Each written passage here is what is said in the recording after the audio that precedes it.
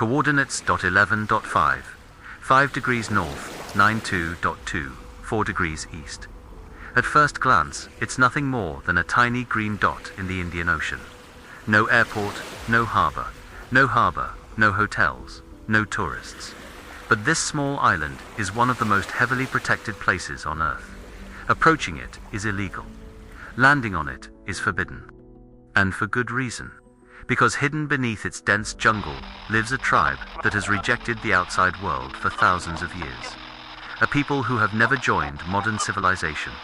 A people whose language remains unknown. And a people who have made one message painfully clear: stay away. Today, the Indian government enforces a strict exclusion zone around the island.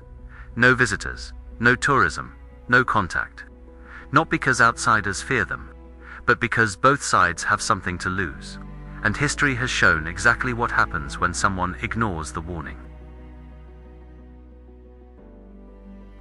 In August 1981, a cargo ship called the Primrose struck a coral reef near North Sentinel Island. The crew expected rescue.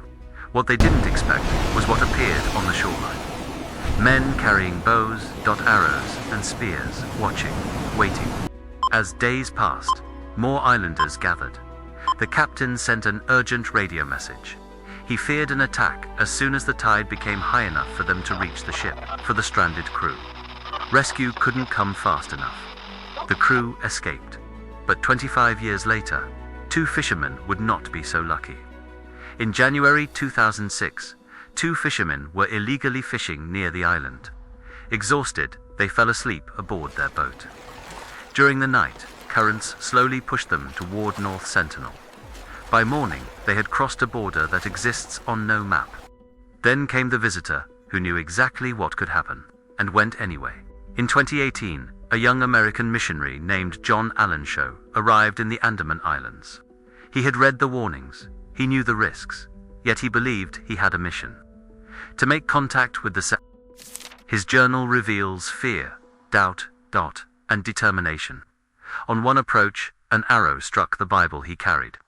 Most people would have left. He returned again. And then, one final time. He disappeared shortly afterward. The island remained silent, and the mystery grew even deeper. Despite global fascination, remarkably little is known about the Sentinelese. No census, no written history, no interviews, no translations, only distant observations from boats, aircraft, and rare encounters. Researchers believe the tribe survives through hunting, fishing, and gathering. Their tools are simple, but highly effective. Their knowledge of the island may be unmatched by anyone on Earth. Even their language remains a mystery. No outsider can speak it. No outsider can translate it. It may be one of the last human languages completely unknown to the world. Most people assume the danger lies in their arrows, but the greatest threat may actually come from us. A common cold, seasonal flu, diseases most people survive without difficulty. For an isolated population, the consequences could be devastating. History has shown this many times before. Entire indigenous communities have been transformed by diseases they had never encountered. But once, just once, the islanders did welcome outsiders, and almost nobody remembers it happened. In 1991, anthropologist Madhumala Chattopadhyay participated in a contact mission unlike any before it. Instead of forcing interaction, the team offered gifts, mostly coconuts. Something remarkable happened. The Sentinelese approached.